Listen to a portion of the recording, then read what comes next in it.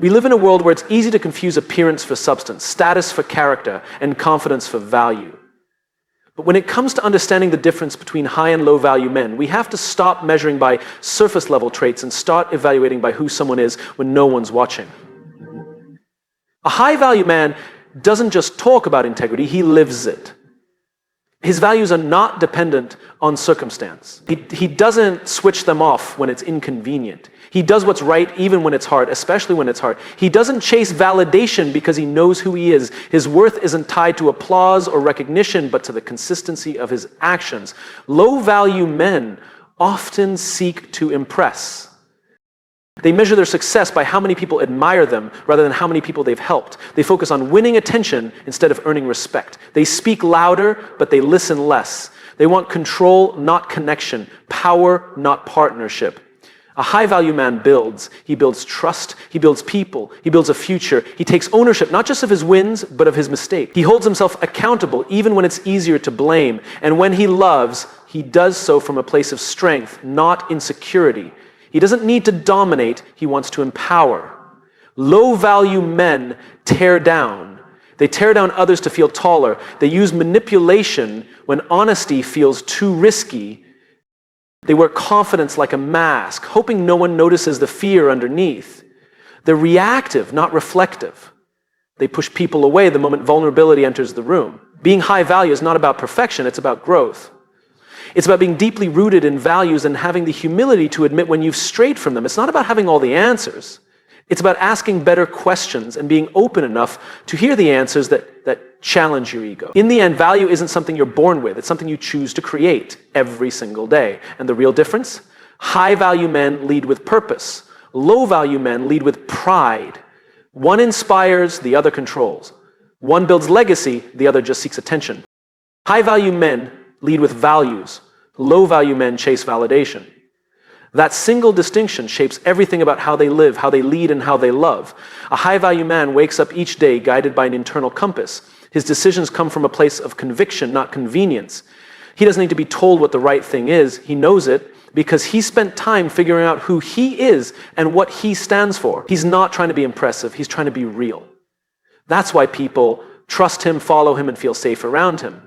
There's no mask to figure out, no performance to decode. What you see is who he is. Validation doesn't drive his actions. He doesn't dress to be admired, speak to be applauded, or behave just to be liked. Instead, he is guided by values like integrity, honesty, compassion, and humility. He's the kind of man who holds the door for a stranger, not because someone's watching, but because it's who he is. When he makes a promise, he keeps it. When he makes a mistake, he owns it. And when the crowd goes one way, he's not afraid to go the other if it means staying true to himself. On the other hand, a low-value man needs the approval of others like oxygen. Every decision is filtered through the question, how will this make me look? His actions are reactive, not reflective. He'll agree with someone he doesn't respect just to avoid conflict. He'll post what gets likes, not what speaks truth. He's constantly performing, constantly adjusting, constantly trying to be seen as something more than what he truly feels inside. His image is everything because his sense of identity is weak. He's addicted to attention because he hasn't built identity. He wants recognition without responsibility. He wants to be called a leader without the weight of leadership. He may look confident, but that confidence cracks the moment the applause fades. Without validation, he feels lost, small, invisible. That's because he hasn't built the muscle that comes from inner alignment. High-value men are the opposite. They move in silence when they need to. They'll do the right thing even when no one notices, and they'll resist the urge to prove themselves because they understand doing the right thing is the reward. Their identity isn't up for negotiation. Their self-worth isn't rented from others. It's owned fully. And that ownership comes from living in alignment with values, not emotion. When pressure rises, the difference becomes crystal clear. The low-value man will fold to preserve his image. He'll lie to look good, manipulate to stay in control, or blame others to avoid discomfort. But the high-value man stands tall, even when it's uncomfortable. He'll admit when he's wrong, change course when he learns something new, and apologize when he's hurt someone, not because it makes him look good, but because it's the right thing to do. The truth is, we all crave some level of approval. That's human. But there's a difference between appreciating affirmation and depending on it. A high-value man appreciates it, but it doesn't define him. A low-value man depends on it and it owns him. If you want to know a man's value, don't look at how many people follow him. Look at what he follows.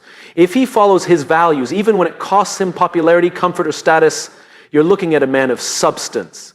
That's where true value begins, not in how loudly he speaks, but in what he stands for when no one else will. Charisma is magnetic. It draws people in, lights up rooms, and captures attention in an instant. But charisma without consistency is just a spark without a flame, bright for a moment, but unable to sustain warmth over time. That's why consistency will always matter more. It's not the flash that makes people trust you. It's the reliability. It's not how loud you speak, but how often your actions align with your words that truly builds credibility. Consistency creates safety. People feel secure around someone who is steady, predictable in the best way. Not boring, but dependable. You know what you're getting. You don't have to second guess where they stand or whether today's version of them will contradict yesterday's. That kind of reliability builds trust, and trust is the foundation of every meaningful relationship, personal or professional. Charisma, on the other hand, can be deceptive. It's often mistaken for leadership when in reality it's just charm. And charm, while appealing, can fade fast if it's not backed by integrity and consistent behavior. You can inspire a crowd with a great speech, but if your actions the next day don't match your words, the inspiration turns into skepticism. People remember how you made them feel, yes, but more than that, they remember if they could count on you. A consistent person doesn't need to constantly prove themselves. Their track record speaks for them. They show up the same in private as they do in public. Their values don't fluctuate based on who's in the room or what mood they're in. That steadiness makes them powerful, not in an attention-grabbing way, but in a grounded, authentic way that people can trust. Consistency is what earns respect over time. Charisma may open a door, but consistency is what keeps you in the room. Anyone can impress in the short term, but long-term impact belongs to those who show up, follow through, and do the work again and again, whether it's glamorous or not.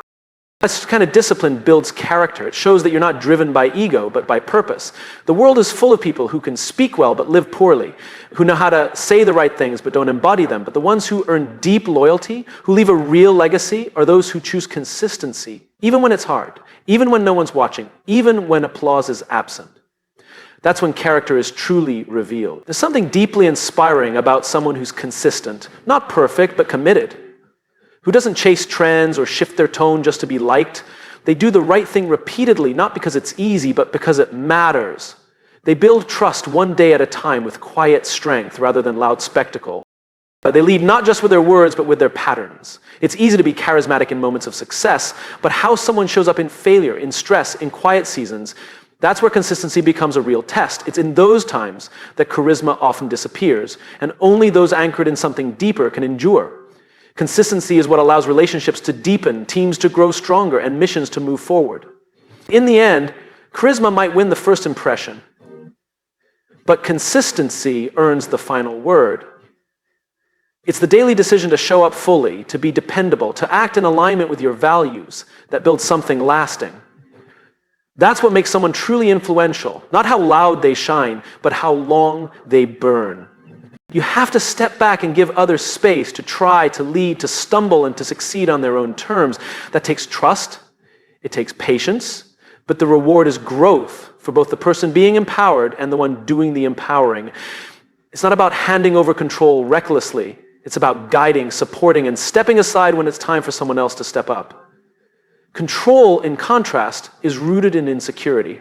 It's a fear of losing relevance, a fear of unpredictability, a fear of being outshined. When someone operates from a place of control, they don't trust others to make decisions. They micromanage. They withhold information. They manipulate outcomes to suit their own needs. The environment they create isn't one of growth, but of tension. People walk on eggshells. Creativity is stifled, and initiative dies. No one thrives in a culture of control, not even the person trying to maintain it, because it's exhausting to be in charge of every detail all the time. Empowerment invites collaboration.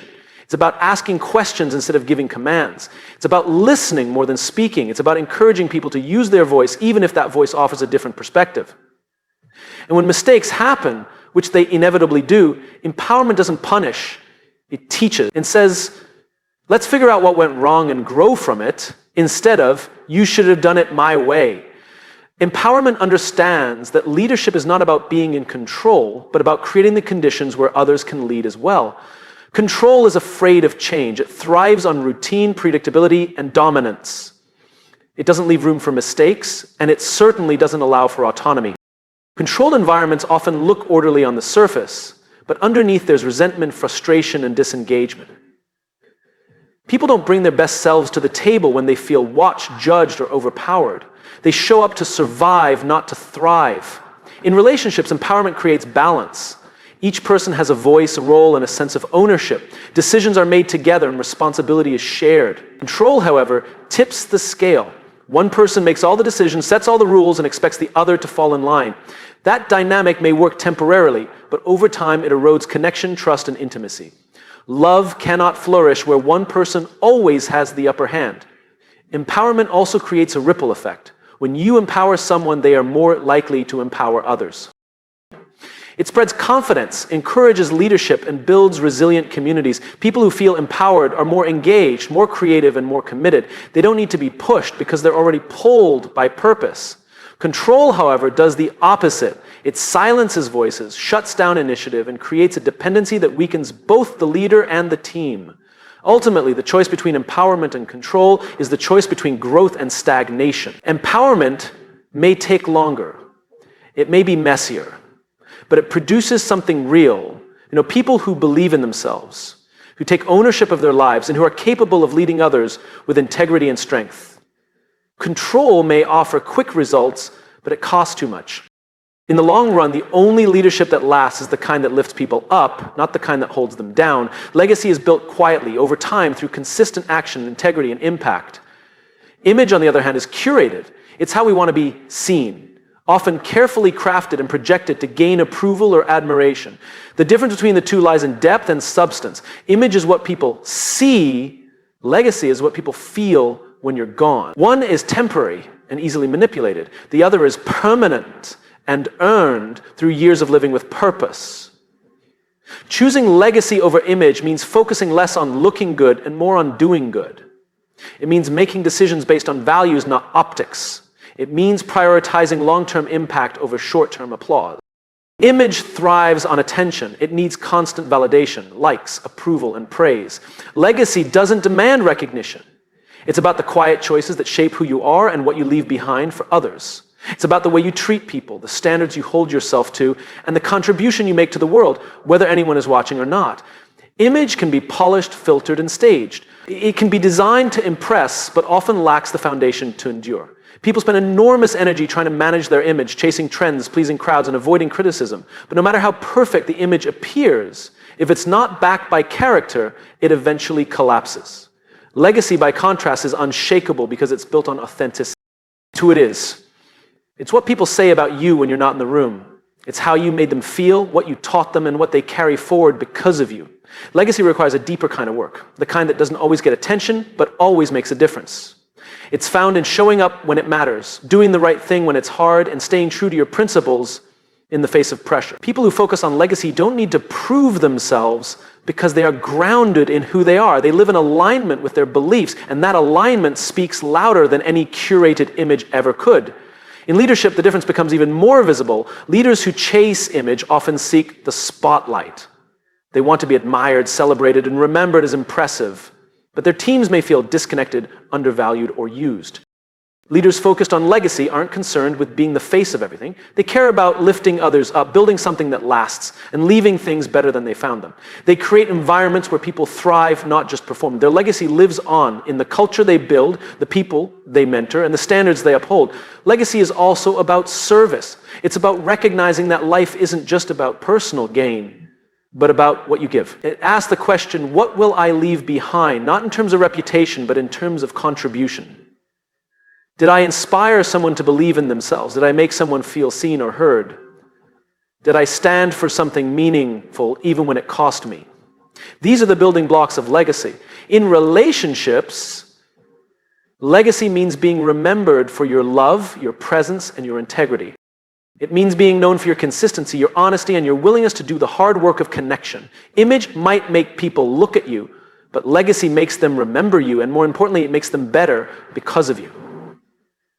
When you choose legacy over image, you live with intention. You stop living for the crowd and start living for your purpose. You focus less on controlling perception and more on embodying truth. Image fades, legacy grows. Image is forgotten, legacy is passed on. In the end, the most powerful impact you can have doesn't come from how you looked or how impressive you seemed. It comes from how you lived, what you stood for, and what you gave to others. That's the kind of mark that never disappears. High-value men take ownership of their actions, their choices, and the consequences that come with them. It's not always easy. Sometimes it requires humility, vulnerability, and the courage to admit when they're wrong. But they do it because they understand that ownership is the bedrock of growth. It's the only way to learn, to evolve, and to build trust with the people around them. When a high-value man makes a mistake, he doesn't try to hide it or shift the blame, and he stands up, acknowledges what went wrong, and takes full responsibility. This level of accountability doesn't just build respect, it earns it. Taking ownership isn't about pretending to be perfect, it's about being honest with yourself and others. High-value men know they're human. They know they'll make mistakes. What sets them apart is their ability to own those mistakes and use them as opportunities for growth. They're not afraid of failure because they understand that it's not a reflection of their worth, it's just part of the process. And when they fail, they don't point fingers, they don't blame circumstances, other people, or the world. They look inward and ask themselves, what can I do differently? How can I improve? What did I learn from this? Low-value men, on the other hand, often avoid ownership. They shift blame to others, to circumstances, or to anything else they can find. They don't like to admit when they're wrong because it's too uncomfortable. They're more concerned with protecting their image than actually improving themselves. When something goes wrong, their instinct is to find someone or something to blame, to deflect responsibility, and to maintain the illusion that they are always in control. They might make excuses, justify their actions, or point fingers at others, but they rarely look at themselves and take accountability. This pattern of deflection is rooted in insecurity. Low-value men fear that admitting their faults will make them look weak or inadequate. They think that by shifting blame, they can avoid being judged. But what they fail to realize is that by refusing to take ownership, they actually undermine their own credibility. People begin to see them as unreliable, untrustworthy, and incapable of real growth. After all, how can anyone trust someone who never takes responsibility for their actions? Taking ownership is a sign of strength, not weakness. It shows maturity, emotional intelligence, and a willingness to improve. High-value men don't need to deflect blame because they know that true strength lies in the ability to be accountable, to face the truth, and to make amends where necessary. They understand that growth requires self-awareness, and self-awareness requires honesty. They don't see taking responsibility as a burden, they see it as a tool for self-improvement. A high-value man takes ownership of his relationships as well. If there's tension or conflict, he doesn't blame his partner for the issues. Instead, he looks at himself and asks, how have I contributed to this? What can I do to resolve it? He knows that healthy relationships are built on mutual accountability, and he's willing to own his part, even if it's uncomfortable. Low-value men, by contrast, often refuse to take ownership in relationships. They blame their partners, circumstances, or the world around them. They don't see the role they play in the dynamics. They refuse to acknowledge their own shortcomings or contribute to the resolution of problems. Instead of asking, what can I do to make things better, they ask, what did they do wrong? This kind of attitude not only stunts personal growth, but also creates toxic environments where blame is passed around instead of solutions being found. In the end, the ability to take ownership is what separates those who lead from those who follow, those who build from those who destroy. High-value men understand that they are the architects of their own lives. They take responsibility for their decisions, actions, and outcomes. They're not perfect, but they're committed to improving themselves. Low-value men, however, remain stuck in a cycle of blame, never moving forward, never learning from their mistakes. They may take comfort in deflecting blame, but they'll never experience the true power that comes with owning their actions and their growth. Empowerment and control are often confused, especially in relationships, both personal and professional. On the surface, both can appear to be about gaining influence or having authority, but the difference between them is vast, and understanding it is essential for building healthy, effective, and long-lasting connections. Empowerment is rooted in the idea of lifting others up. It's about inspiring people to realize their potential, to find their own strengths, and to step into their own power.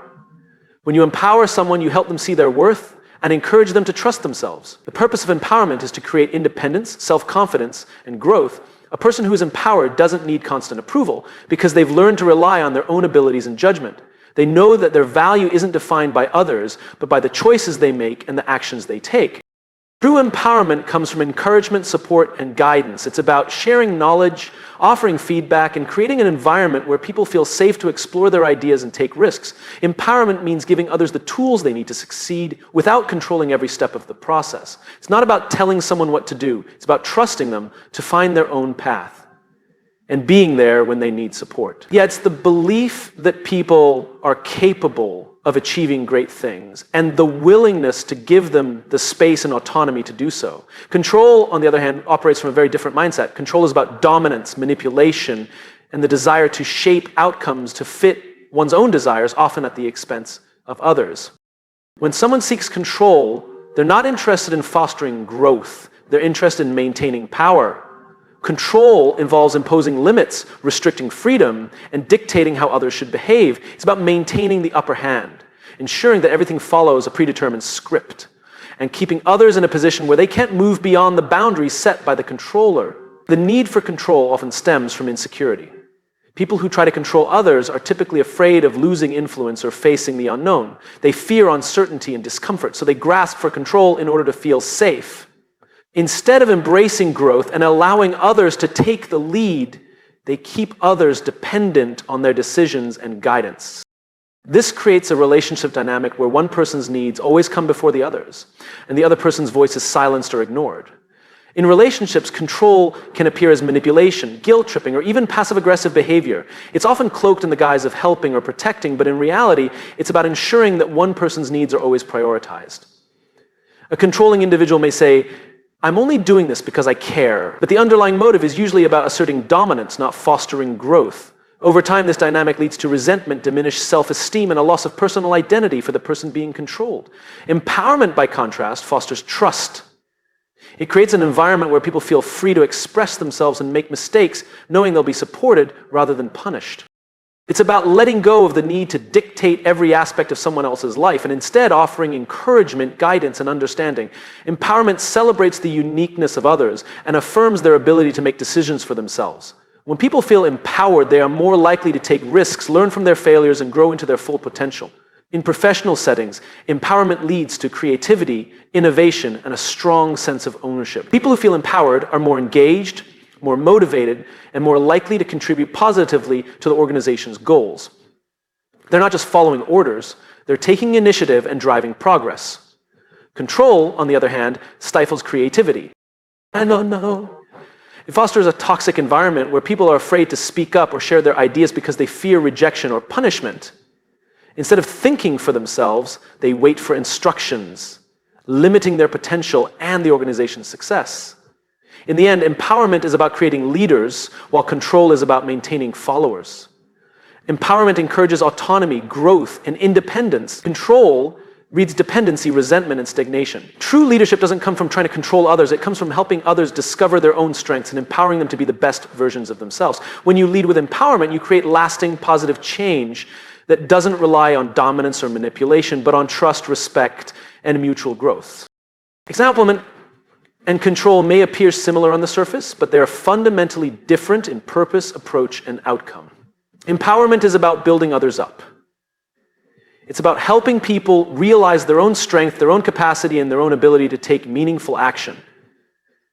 Control, on the other hand, is about maintaining power over others, dictating how they act, think, or feel to serve one's own agenda. Where empowerment creates leaders, control breeds followers. Where empowerment builds trust, control fosters dependence and fear. Empowerment starts with belief in people's potential, in their ability to grow, and in their right to make choices.